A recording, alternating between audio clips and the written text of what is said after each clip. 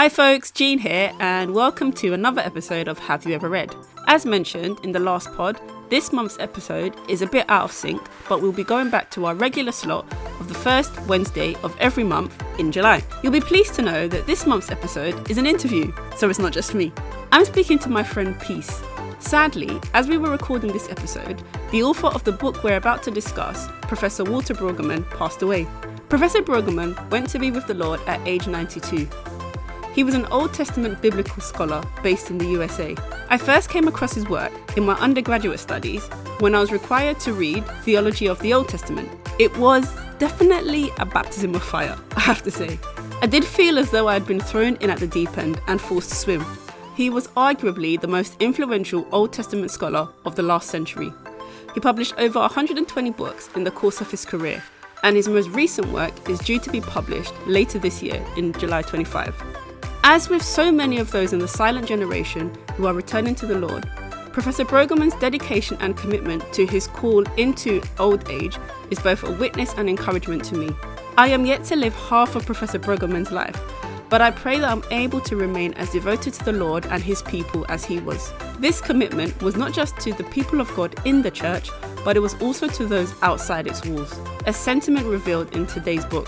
I'll stop speaking now and let you listen to Have You Ever Read? Professor Walter Bruggemann's The Prophetic Imagination with my friend Peace Ashenafi.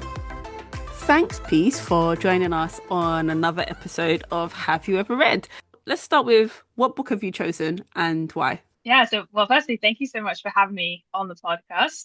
I will be talking about Prophetic Imagination, which is by Walter Bruggemann. And I chose this book because it was a really significant book that has shaped me and my journey as not only in my faith, but also in my vocation. So it's sparked like a real excitement. So I'd love to talk more about it. Brilliant. So before we dive into that, you mentioned two things. You mentioned your faith and you mentioned your vocation. So can you tell us your, like, generally speaking on this podcast, I try to get people to know the guest before we dive into the book. So can you tell people a little bit about your faith story, how you came to know Christ? Yeah, so I grew up in a Christian home and always went to church every Sunday. And the church that I went to, we really just saw God at work in amazing ways. And so seeing God at work at such an early age resulted in me actually believing in God and wanting to make that step. So I made a decision to follow Jesus at 7 after my kids pastor preached the gospel and invited us to respond. And I've been following ever since. Cool. You know, I even forgot to ask you the first question, which is, how do we know each other?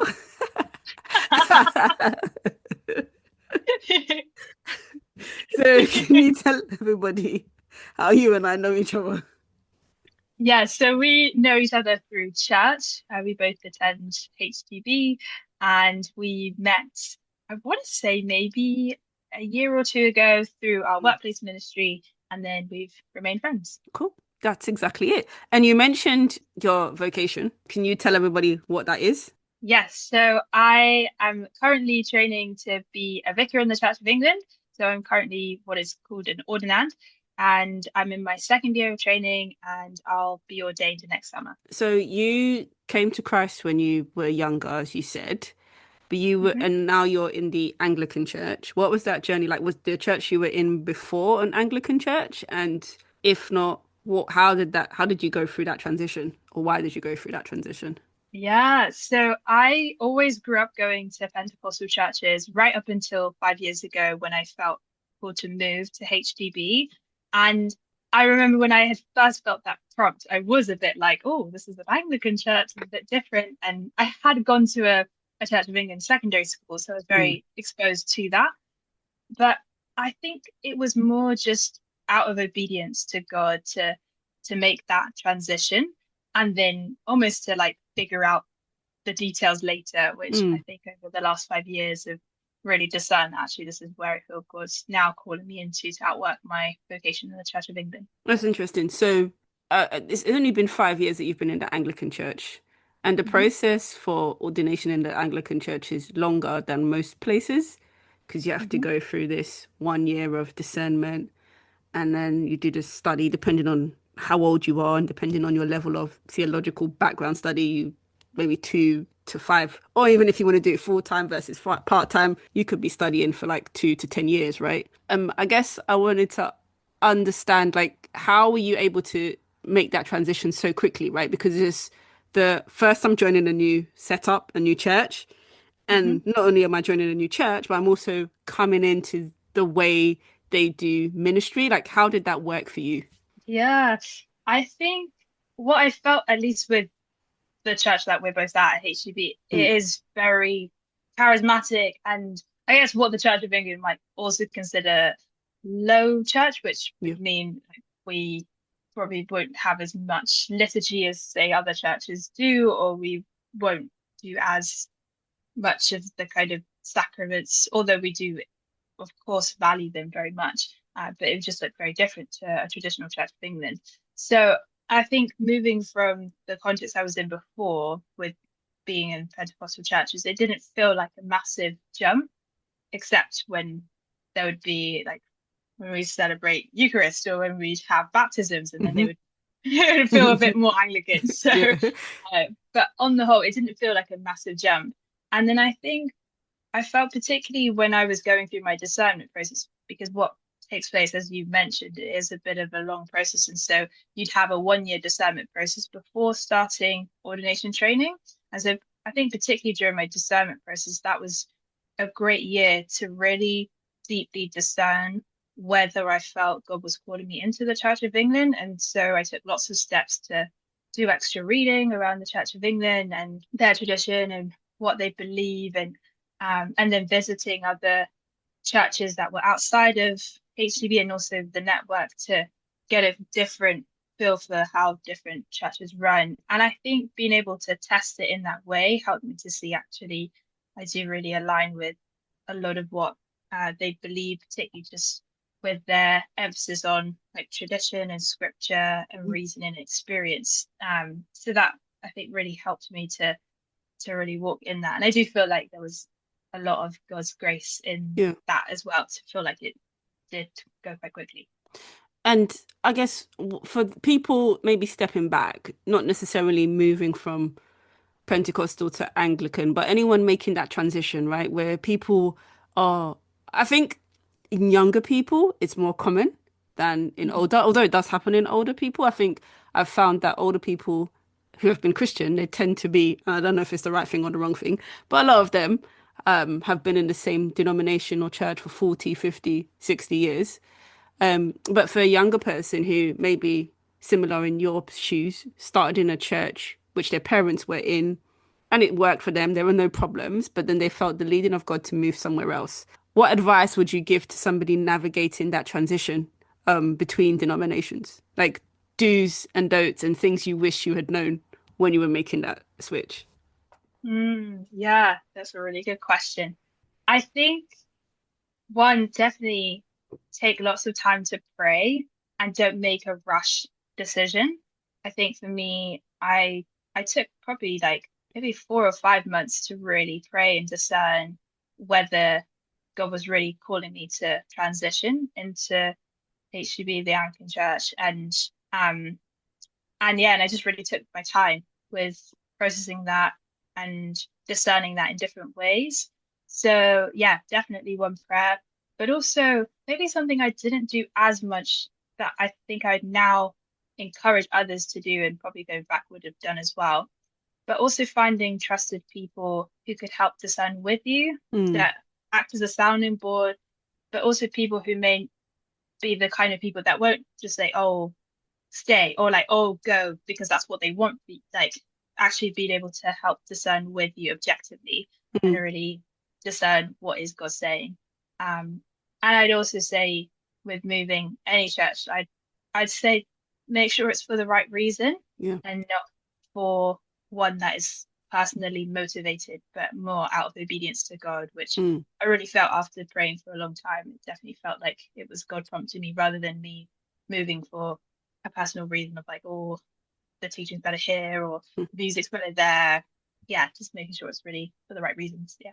And I think you said something that actually we can apply more generally speaking in that God can speak to, or does speak to us, and something is the will of God for our lives, but that doesn't mean that we shouldn't seek counsel. And Proverbs Mm, talks about there is safety in the multitude of counsel. So I think in every decision that we're making, we should kind of try and find, as you said, people who are objective in, and there's no agenda. I think that's the word I heard when you were speaking. Like, there's no agenda mm, to kind of, because you may find that you end up doing whatever you feel the Lord is telling you, but there's also a right way and a wrong way to do things. And sometimes, because we don't have wise counsel around us, we make the right decision the wrong way, which yeah, yeah, can lead us yeah, into other problems. Interesting, interesting. yeah. So I guess actually I had some more other questions to ask you because I know you're also passionate, and we are going to get to the book, guys. Don't worry. um, I know you're also passionate about younger leaders in the church, Hmm. and we were at the Lausanne Congress together, and I think you're going to the Youth Lausanne Congress in Brazil. Like, is it this year or next year? It's in 2027, so Oh, just in the wow. process. Yeah. These Haven't found things, out yet, but hopefully it will. these things start early. Wow, I didn't realize. Okay, so can you just talk a little bit about that? You yourself, you're a young person. What is your passion? Like, what is that? That's a very broad question, but Yeah. a bad question. Sorry, I think you know what I mean. Yeah, yeah, yeah, no. Yes, very passionate about the next generation and seeing young leaders emerge. And I think, I guess there's so much I could probably say in this. But I think we're in a really exciting time where we are seeing at least in London, in the UK, but even globally, like there is this real like spiritual awakening that's happening with young people coming back into church, particularly Gen Z. And so there is this real responsibility, I guess, to steward that and also to be like, okay, well, if we're seeing Gen Z, they're growing up older. Um, it's not like they're going backwards. Then actually, we do need to see them stepping into positions of leadership and being able to grow in a way that enables transformation and change. Otherwise, then we'd lose a whole generation. But also, if you know, like if they're not stepping in those positions, then it's like, well, who is going to take on, the next, seeing change in the media and entertainment space, or who's going to bring change in politics and government. So I feel really passionate about that, just really seeing young leaders emerge and really fulfilling like their calling and what God's put on their lives. And it's just a lot of what I do may not be the traditional like student ministry, but a lot of what I do as like in my church is very much really being able to come alongside young leaders, pastor them, disciple them, pray with them, walk with them as they discern their own calling and also walk in what they believe like God's put on their lives. So yeah, something I'm really passionate about. I think I want to ask you a question that's a bit different from what the usual question is. The usual question is, how can older generations come alongside Gen Z, right? I don't say Z because I'm a Brit, right? So sorry, I'm sorry because most of the people that listen to this are actually based in America. So my sincere apologies. Um, um, that's the usual question, right? But I want to Yeah, switch it and ask, what can Gen Z Christians do to equip themselves for this new leadership? Like we're always talking about, there's this, at least in the UK, we're talking about a new revival. There's a report that came out called A Quiet Revival. I'll add it to the show notes so you can read it if you're interested. And it basically says that what's actually happened is the church attendance of people between the ages of 18 to 25 has, I think, it's increased threefold, or is it fourfold? think fourfold. Yeah. Yeah, So yeah, it's quadrupled, right? So basically, and it's in young men predominantly is driving the increase in church attendance in the United Kingdom. And so obviously people are asking, how can the older generations help the younger? But I want to ask, what can the younger do, right? How can younger people be better leaders? As someone who has been in the church for a long time, and been through a process of assuming you've been through a process of discipleship, what do you think a young person who feels called to the ministry, not just ministry, right? And I'm talking about church ministry, but like feels called and equipped to do the will of God or has a calling, what can they do? That's such a good question. Because, like you said, it's always like, how do older leaders come alongside younger leaders? And there's a whole bunch of different things we could talk about around that. But I think for young leaders, I think there's probably a few things I'd probably say, maybe just from my own experience. I think one, um, maintaining a teachable spirit and a Mm. humble heart to receive like the wisdom from elders that may come alongside, but also to be curious to just continually learn, and always remembering there's so much more to learn. I think that's like, particularly when I was younger, I was like, oh yes, like I know what I'm doing, let's go, like power through. And you have all of this like young energy. I think Mhm. over time I've actually had to be like, one, let's just slow down, but also we don't, we can't acquire all of the knowledge in the world as a, you know, 20 something year old. Mhm. There's so much that comes through age, through experience. And so having that teachable spirit to learn from those who are older, has really helped me grow in my faith and in my own understanding and practice in leadership. Um, and I think, having that humble heart, I think really helps. But then also practically being able to equip yourself in different ways. So if you know there's a particular skill that you want to grow in or acquire, like having that, like, I guess, initiative to be able to take extra steps to grow in that, um, and being able to, like, I guess, like, develop that. I don't like using competency that much, but I guess, yeah, just being able to upskill. So whatever you can do in that.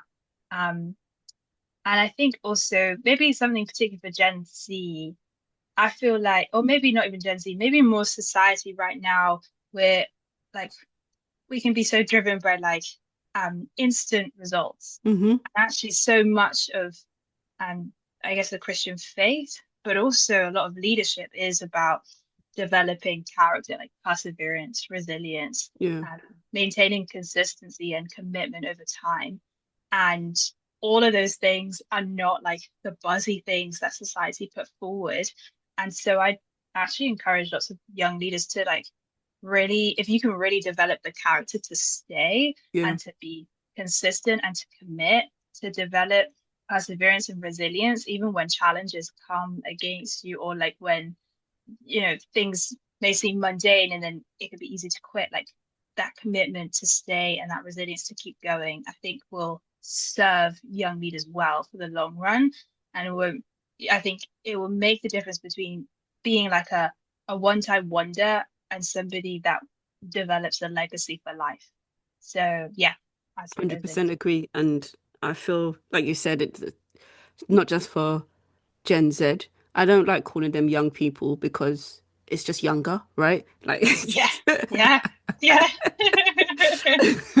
um younger it's not just for younger people because it's something I'm actually struggling with, or I feel the Holy Spirit is working on me. So I've recently started reading Grit by Angela Duckworth, which is not a Christian book, but it's a really good business book that really talks about what you just described. And then I'm also on my bookshelf is Eugene Peterson's Obedience in a Long Obedience in One Mm, Direction, something like that. I can't remember the title yeah. exactly, but I'll put both of those books in the show notes for those who might be interested. Anyway, we need to go into today's book. Sorry for the detour, but yeah, I thought I always ask questions. That's good. So, prophetic imagination. So, I need to say to the audience before we dive into it. Actually, no. You mentioned that it had an impact on you. What can you explain in a bit more detail what you meant?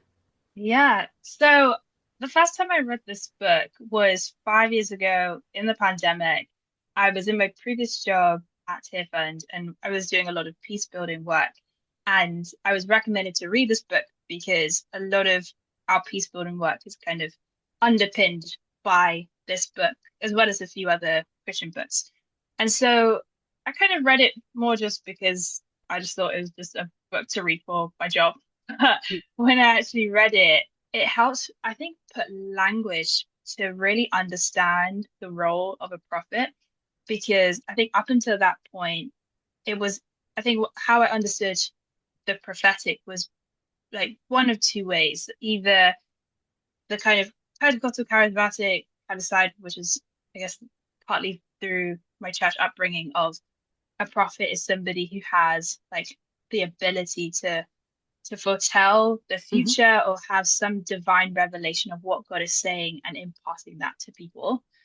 Or the other side, which was kind of more the social justice work I was doing, where it's somebody that is able to challenge systems and structures to be prophetic is to be one that is passionate about social justice and advocating for those on the margins. So coming into that space, I kind of had those two definitions in my mind. And when I read the book, it blew both of those out of the water because Walter Bruggemann talked about the role of a prophet, one so biblically, because he used all these different examples from Isaiah to Jeremiah to Ezekiel, all these prophets, and actually painted a picture of the role of a prophet as being way deeper. It's not just someone who's trying to understand what God's saying and then being able to impart that, or trying to like advocate for social justice, but actually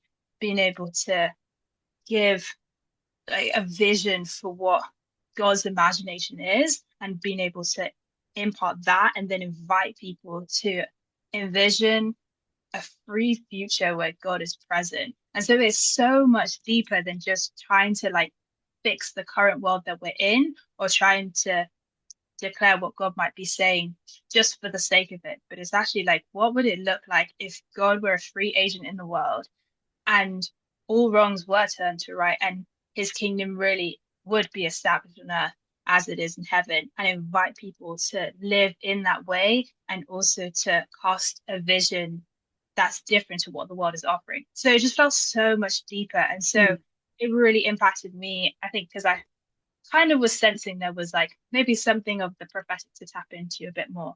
So yeah.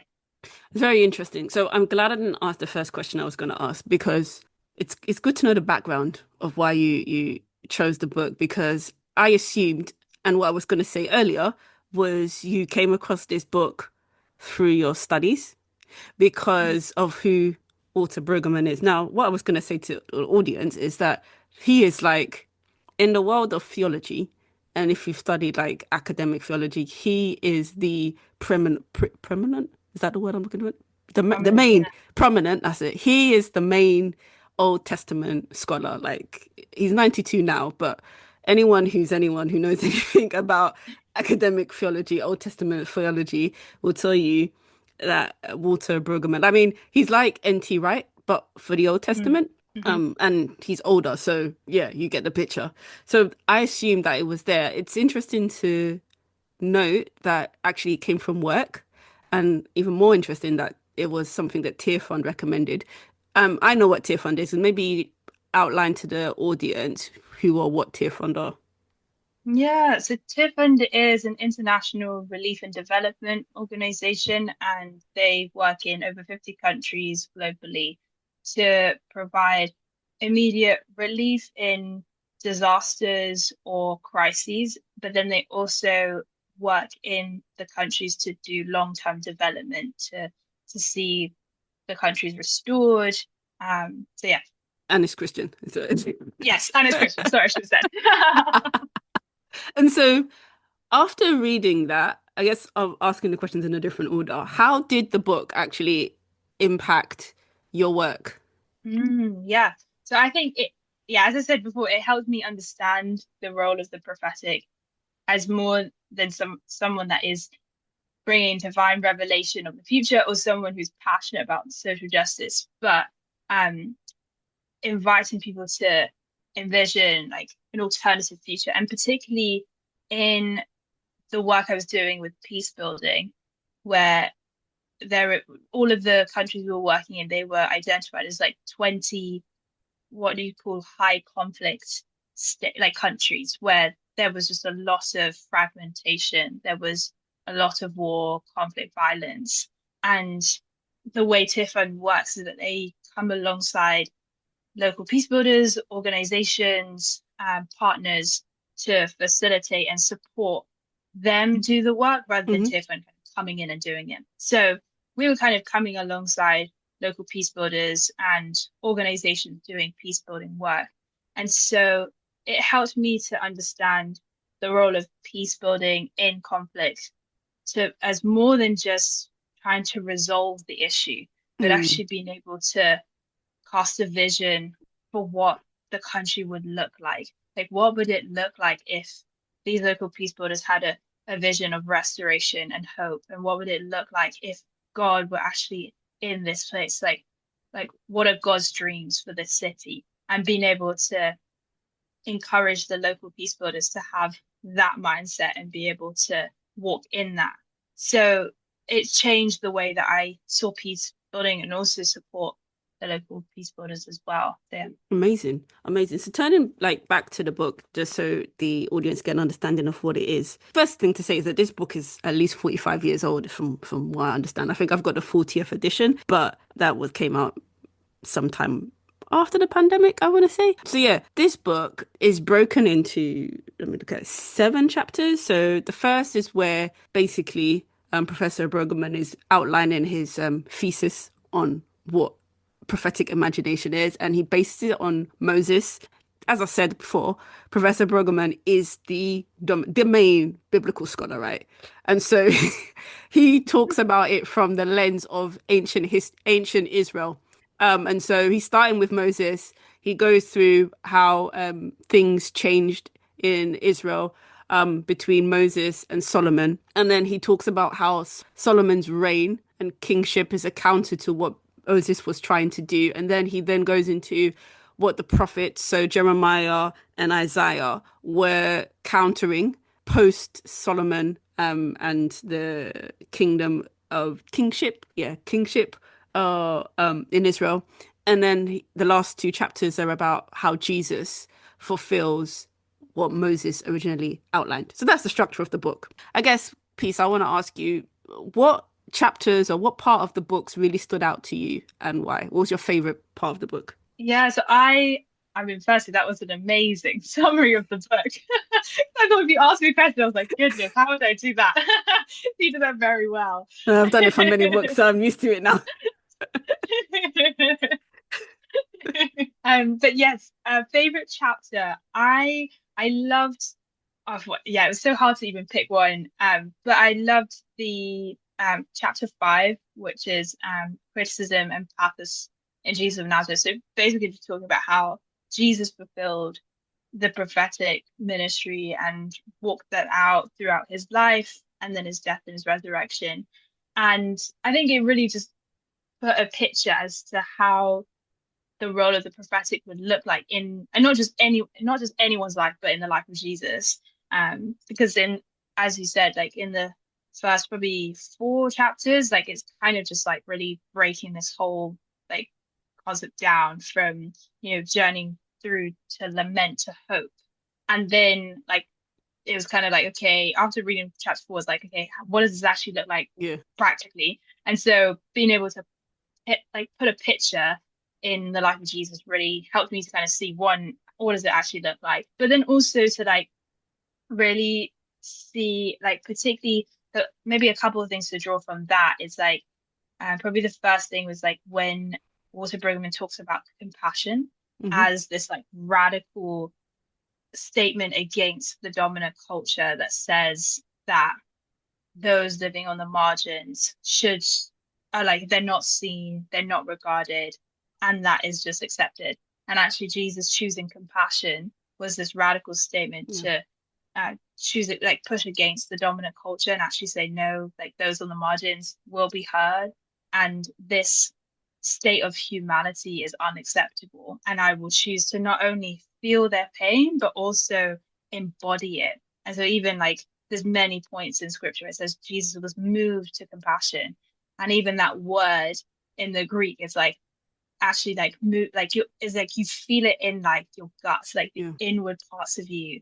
And so it's like taking that extra step to like not only stand in solidarity but embody that pain. And so I just loved the way that he like Walter Bruggemann talked about how that looked like even just in how Jesus ministered to people through compassion. And then of course the really radical temple moment where Jesus is like flipping tables. And then he quotes Jeremiah, Yeah. where it says, you know, my house should be called a house of prayer for the nations. And even when Jeremiah had declared that it was at a place where he was also criticizing the temple and that being almost like the temple being a form of like coming in alignment with that dominant culture. And so Jesus using that is almost kind of like mobilizing that painful memory of Mm. Jeremiah standing in the midst of the temple, also calling Israel into living in an alternative reality from the dominant culture. So yeah, I just felt like the way he unpacked it just helped to give a picture as to what it looks like to walk in that. Yeah, Yeah. 100%. I think for me, what is like you said earlier, it really made me rethink what a prophet actually is. And so stepping back at the beginning, when he outlines his thesis, as it were, he is basically saying that a prophet has two roles. One is to criticize, and the second is to imagine or energize. He uses those terms. And what does that look like actually? So the critic, and he says that Moses did this first, and that Moses went to Pharaoh, and him going to Pharaoh was a critique of the status quo. And then when he was saying to Pharaoh, let my people go, etc., on behalf of God, that was reimagining um, a new way of doing things, a new system. And when the people of Israel, after they left Pharaoh and they were out journeying, and then we got to this place before they got to mainland Israel, I'll just call it that for want of a better expression, it's in those books in Leviticus, in Numbers, that actually God was bringing this new vision of how society ought to function. But unfortunately, the people of Israel, ancient Israel, they were happy with the old, and that is why they wanted the king back, the kingship system. And it goes to explain to us that, and this is how we are. We are so not used to God's way of doing things that we often want to revert back to the old. And that's what happened when ancient Israel went back to this king system and through Saul. And of course, David was different. He understood. He Professor Bruggemann says that he tried to enact what Moses brought about. But by the time it got to Solomon, Solomon was content with the old system. And I think that whole re-understanding about what it means for a prophet to be and to do was mind blowing for me. I think, and I mean, you can take this further because he basically goes on to say that throughout the whole prophetic ministry of both Jeremiah and Isaiah, their aim is to kind of critique the now, but the dominant culture, as you mentioned, piece doesn't want that. It doesn't want that criticism, and that's where the tension is. And then there's a further tension in that the prophet is happy to grieve the end in hope for the beginning, and then that's when the new imagination comes in. So for Mhm. me, sorry, I mean I've gone on a tangent, but like that whole thesis was a lot for me. It was like mind blowing. I'd not even thought about it or seen it in that way whatsoever. I mean, you touched on how the book changed your work and how you viewed, yeah, how you actually lived out your work. But what about your own Christian walk, like your faith? Has anything changed as a result of the book, reading the book, I should Yeah. say? Yeah, yeah. Um, yeah, I think for me, especially when I had first read it, it was in the pandemic where so much was happening. Yeah. And I was like, on one hand, the world was static, like nobody was really leaving their homes unless it's just to like get some like fresh air out their houses. Hmm. Um, or and then at the same time it just felt like there was such an upheaval of like of every every sphere, like politically, socially, economically, uh, and even just health wise. Like there's Yeah. just so much happening, and so it felt like reading it felt like such a timely moment to actually be invited into something deeper and and and be able to almost like be in a place to like have bold, imaginative hope for what the future would look like out of COVID. Like, Yeah. what is God's dreams for London and for the UK as we look forward to the hope that we leave Yeah. our homes and like to be able to, step into the world again. It's almost like weird, like even talking about it now Yeah. because it's it's like almost didn't even happen, but it's like no, like 5 years ago, that was all we knew. No, But I think, 100%.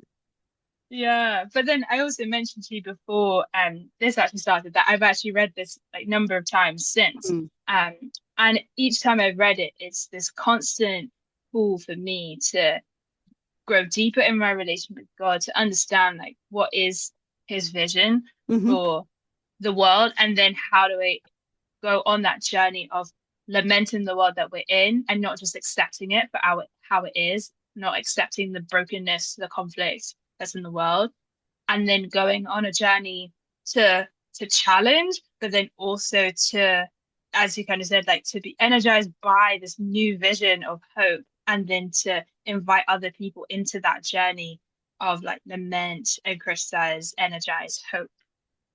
So I think, yeah, there's been like a continuous journey of me of being able to grow deeper in that. Mm. And that's grown my love for God more and also put such a deep hope for, the future reality when, one day all things really will be turned from wrong to right and, God's kingdom of justice, of joy, of love, of peace will be here. So yeah.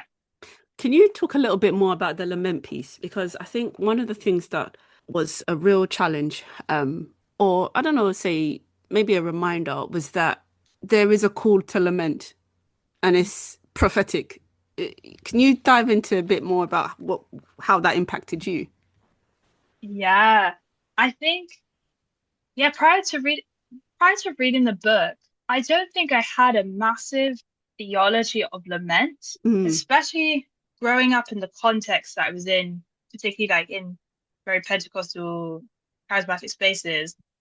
Like there's like those of like, yes, that's like push for like revival. We always want to be joyful, like want to Hmm. be happy all the time, which is great. Like, Yeah. God really has done so much for us. But I think that meant lament was slightly neglected. And so reading this book, like you said, it wasn't like necessarily child, it was just this reminder of like, oh Mm. yes, a third of the Psalms are all laments. And that actually God invites us into lament. It's not something that's bad, but it's actually holy. It's Yeah. like equally holy to sit in a posture of lament and joy at the same time.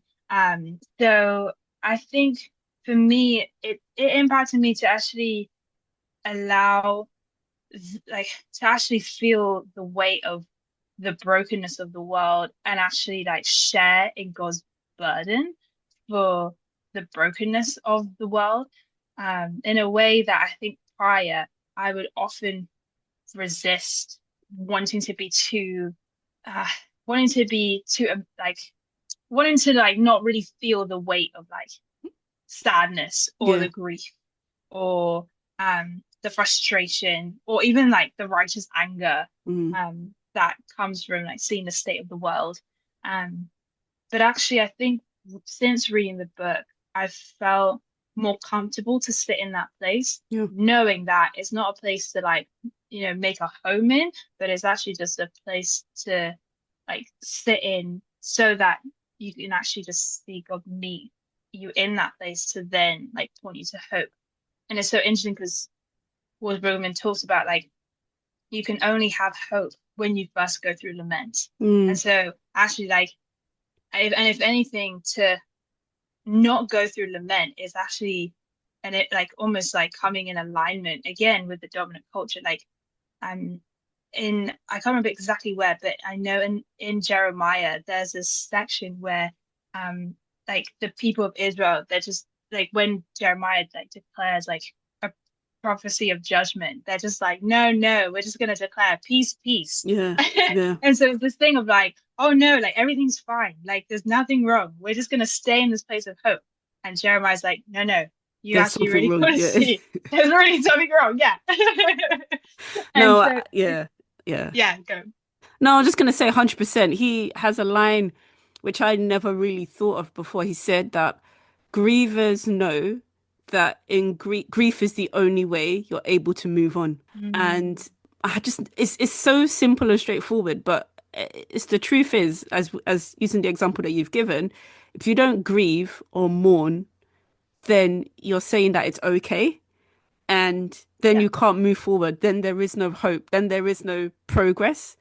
And they actually said, and I find it in, I don't want to say in contrast, or maybe I hadn't thought of this before, but actually it made me understand a bit more why people shout. I've used quote unquote around social action things more than I had before, because the point is, if you don't address the issue, there is no moving forward. And it Mm, sounds simple and straightforward, but I don't know why it hadn't clicked in my mind like that before. I think I'd always been one of those people who was, let's not make too much noise, let's do things behind the scenes. But actually, how can you change something if nobody knows that there's something wrong? mm, And I think his point is that, and that's what, as you keep phrasing it, as the dominant culture, and he juxtaposes this dominant culture against this alternative consciousness, alternative community. Going back to Moses, he says that's what the alternative is. The whole point is to make the noise, or to criticize is the word that he uses, so that you can bring new hope, so that you can re-energize, as you've been saying. It's very, very interesting book. I guess, what would you say was the most challenging or more difficult part of the book for you? yeah. I it's interesting that I guess kind of what you said, there wasn't anything too difficult, but I'd probably say one thing I did find, I'd say maybe something that I found challenging, more so just for like, not because it was like wrong, but more so just for my own reading, um, was in the second chapter when it talked about the royal consciousness Mm, and and about Solomon's reign. yeah. Prior to reading this Oh, that book, that that was a that chapter is mind blowing, honestly. Anyway. yeah, no, it is. Because I think prior to that, I never had that kind of reading on No, Solomon at all. never. I was just like, Solomon's great. He's like Yeah. such a great king. Why is discerning leader? And I read this book. No, peace. And he, Peace. I had, sorry to interrupt you, but I had a note in my book. I had never thought of Solomon's affluence as a negative in my life. I never thought of his wealth as negative. So yeah. Anyway, go on. Yeah, you were saying. yeah, yeah, no, same. I always thought it was a positive thing. And actually, it's his affluence.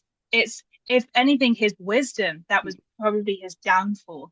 And that really challenged me to reconsider how I viewed or like read that segment of like First Yeah, King, yeah, First Kings, like I don't know, like 2, 3 to 11 or whatever it ends. yeah, Um, and really being able to like critically analyze Solomon's reign and actually understand the impact that it had to um almost like cause a numbness to the entirety of the people of Israel at that yeah, time, yeah. where they became so satisfied in the affluence, in the this like The the social comfortability. policies, Yeah, the yeah, yeah, yeah. comfortability, Yeah. yeah, that they it was just like, well, this is all we need. And it's so interesting, like in the book, that Walter Bruggemann, he talks about God's freedom and his accessibility. Yeah. Go on, yeah.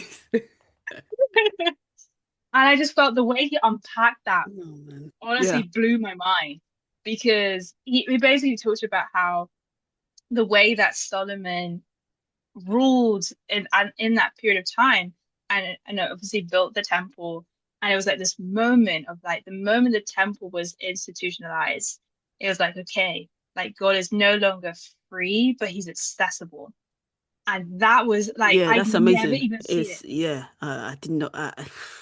never saw it. No, never saw that. Compared to like, Moses and the tabernacle, where God was still this free agent that was able to move as he wanted. But now with this temple, it's like he's now confined to the boundaries of those four walls, and he will only be accessed on the king's terms. And I just felt like that was That wild. yeah, Yeah.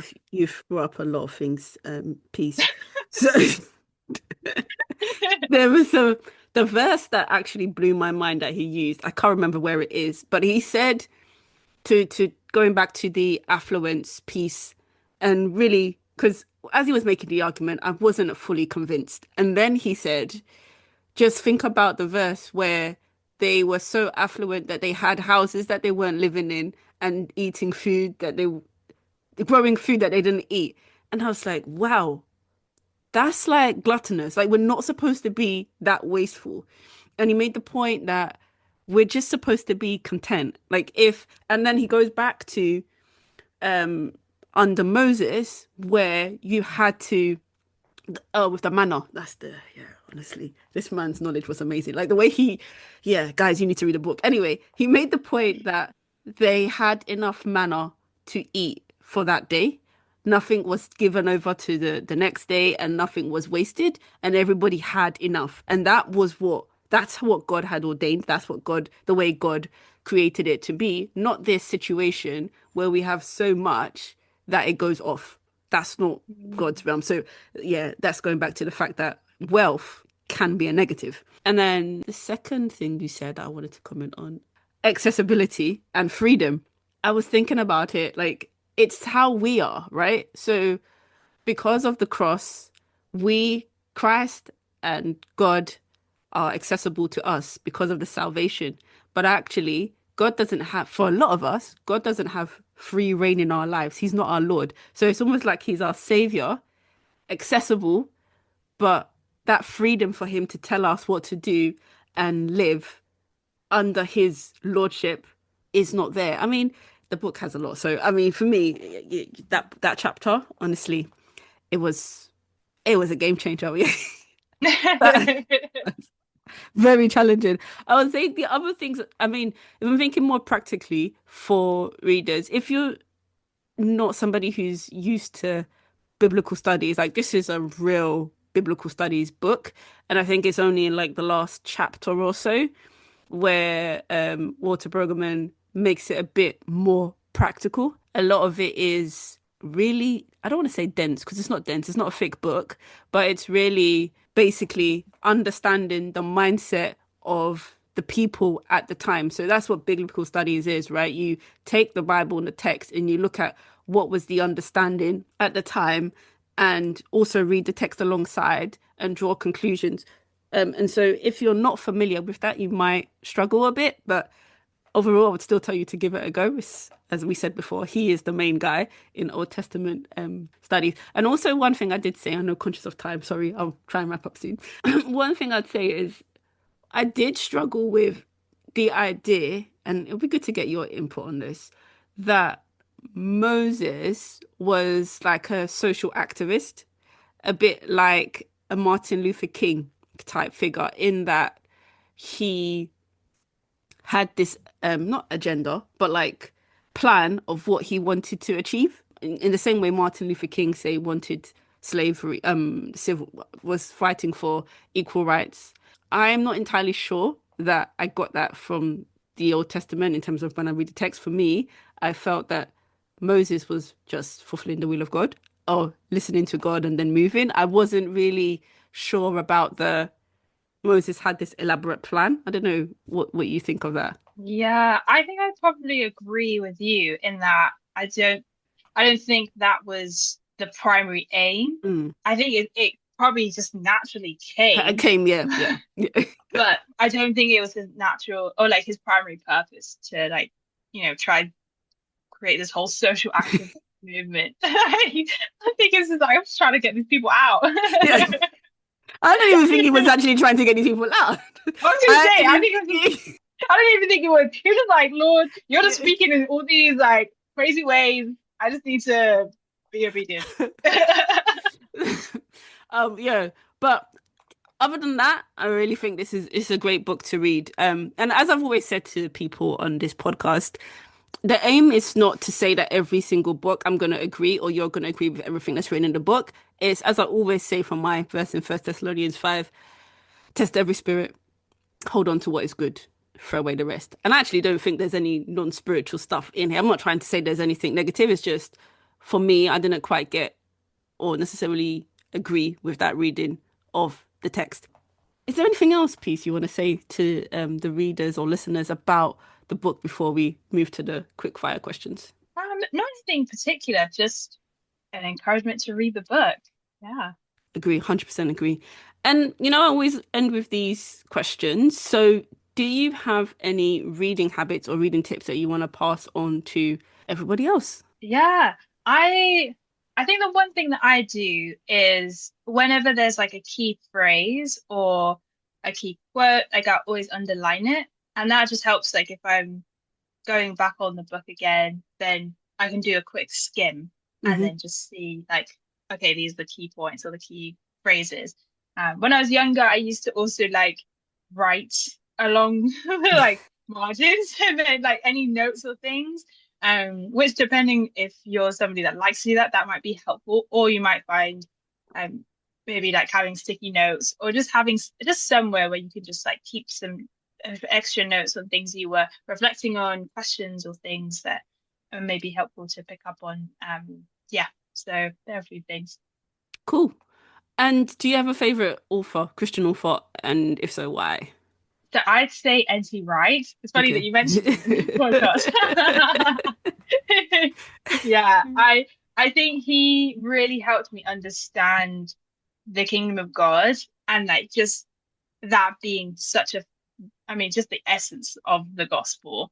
And he writes in a way that's really accessible. So yeah, I really enjoyed his writing. Cool. And your top 3 Christian books? Yeah, so Prophetic Imagination is one. Yeah. But that's not allowed. That's not allowed. Oh, it's not allowed. Okay. Okay. So I say with N.T. Wright, he'll write as Tom Wright when he's like writing more kind of like just easy access books. So How God Became King is like one of my favorite books. I recommend that. Second book, Mirror to the Church by Emmanuel Katongole. And then now I feel like I need to look the third book. I'll say Christ Among the Classes by Altazon. Okay, I've not read any of those 3 books, so that's interesting. Well, Peace, thank you so much for your time. It's been great. And I'll see you on Sunday. Well, we don't go to the same service, so I'll see you soon. On Tuesday. Oh, well, Tuesday. Yes, on Tuesday. Well, thank you so much again for having me on the podcast. And I'll see you soon. Thank you. Well, I hope you found that conversation as interesting as I did. As ever, I'll put a link to the Prophetic Imagination in the show notes, as well as a link to all the other books mentioned, including Peace's recommendations. If this has been a blessing to you, please rate and review this podcast wherever you listen to your podcasts. It really helps the algorithms get the podcasts into the hands of other listeners. Better still, why not tell a friend about this podcast and share it on your social media? Anywho, that's all from me. Thanks for listening. God willing, I'll be back in your ears next month. Until then, keep reading and seeking the Lord. God bless. Bye.